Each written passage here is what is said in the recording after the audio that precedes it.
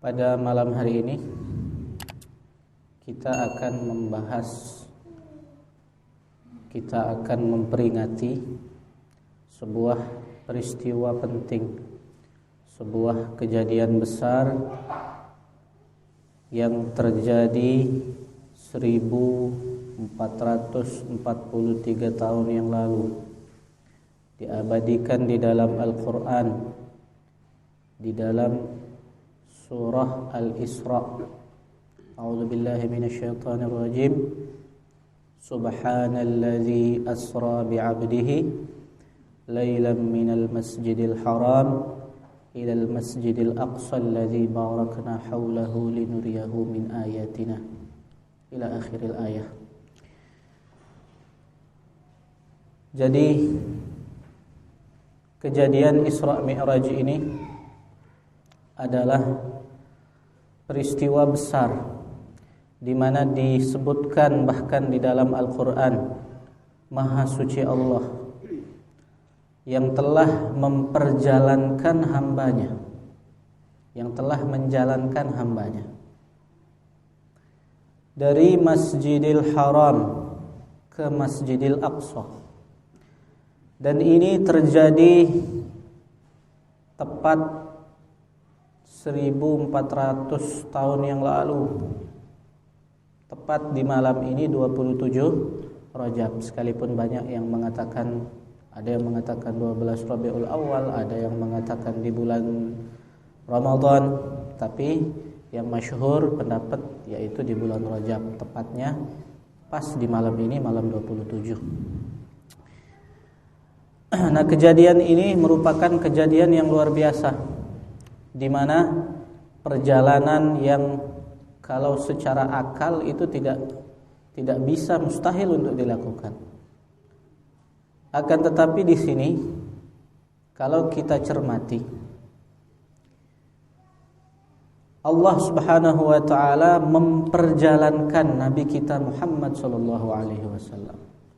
Jadi beliau itu enggak jalan sendiri, tapi diperjalankan.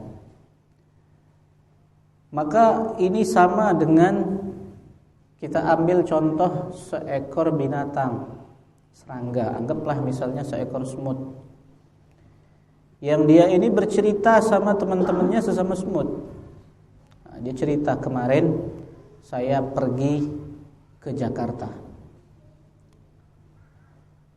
dan sore harinya sudah balik lagi sekarang. Kira-kira kalau standarnya semut itu bisa terjadi enggak? Mustahil kan? Akan tetapi di sini semut ini dia menempel pada tubuh seorang manusia yang melakukan perjalanan ke Jakarta. Ya. Dia melakukan perjalanan naik pesawat sampai Jakarta, setelah urusan selesai siang dia balik lagi, sore udah sampai lagi ke rumahnya. Dan semut yang tadi nempel balik lagi ke tempatnya. Lalu dia bercerita kepada kawan semutnya. Maka kawan-kawan semutnya itu pasti nggak percaya. Akan tetapi di sini yang perlu kita cermati adalah semut ini nggak berjalan sendiri, tapi dia diperjalankan. Sama halnya dengan baginda Nabi Shallallahu Alaihi Wasallam. Inilah yang terjadi di Isra Mi'raj. Jadi beliau Shallallahu Alaihi Wasallam diperjalankan oleh Allah Subhanahu Wa Taala, mulai dari Masjidil Haram ke Masjidil Aqsa, selanjutnya sampai ke Sidratul Muntaha. Insyaallah mudah-mudahan cukup waktunya, kita akan bercerita sedikit, ya. Jadi perjalanan ini dimulai ketika Nabi sallallahu alaihi wasallam 1 tahun sebelum hijrah kehilangan 2 orang yang begitu berarti di dalam dakwah beliau. Jadi di tahun itu Nabi sallallahu alaihi wasallam ditinggalkan oleh paman beliau, Abu Thalib. Jadi ditinggal oleh Abu Thalib, meninggal dunia. Dan sebelum meninggalnya Abu Thalib, maka yang menjaga Nabi SAW dari gangguan orang-orang Quraisy adalah beliau. Jadi tidak ada yang berani dulu, karena Abu Thalib ini adalah seorang pemimpin kaum, seorang tokoh di kalangan kaum kafir Quraisy ketika itu. Maka ketika Nabi berdakwah di Mekah, ketika Nabi menyampaikan pesan-pesan agama, menyampaikan ajaran Islam, maka di situ para tokoh Quraisy mau menghalangi Nabi itu enggak enak. Kenapa? Karena ada paman beliau Abu Thalib. Namun ketika paman beliau Abu Thalib ini meninggal dunia, maka disitulah mulai banyak gangguan, mulai banyak rintangan-rintangan. Bahkan tidak lama setelah itu beliau juga ditinggal oleh istri beliau yang tercinta, Sayyidah Khadijah. Sehingga di tahun itu lengkap kesedihan beliau. Seringkali tahun itu disebut dengan Amul Huzun, tahun kesedihannya Nabi. Nah, ketika Nabi sedang berada di puncak kesedihannya di tahun itu, disitulah Allah Subhanahu wa ta'ala memberangkatkan beliau. Disitulah Allah Subhanahu wa ta'ala menghibur baginda Nabi dengan perjalanan Isra Mi'raj. Dan tepat pada malam hari, ketika Nabi sedang berada di suatu tempat, beliau didatangi oleh malaikat Jibril alaihissalam. Malaikat Jibril kemudian membawa Nabi ke Masjidil Haram, dan di situ terjadi pembelahan dada yang kesekian kalinya setelah terjadi beberapa kali, di mana kita tahu beliau Nabi SAW beberapa kali dibelah dadanya. Ketika masih kecil, ketika umur 10 tahun, ketika akan diutus menjadi nabi, dan ini ketika akan melakukan perjalanan Isra Mi'raj. Untuk apa dibelah dada Nabi? Untuk membersihkan apa yang ada di dalam, bagian hatinya Nabi, bagian jantungnya Nabi SAW. Bukan berarti belum enggak bersih ya.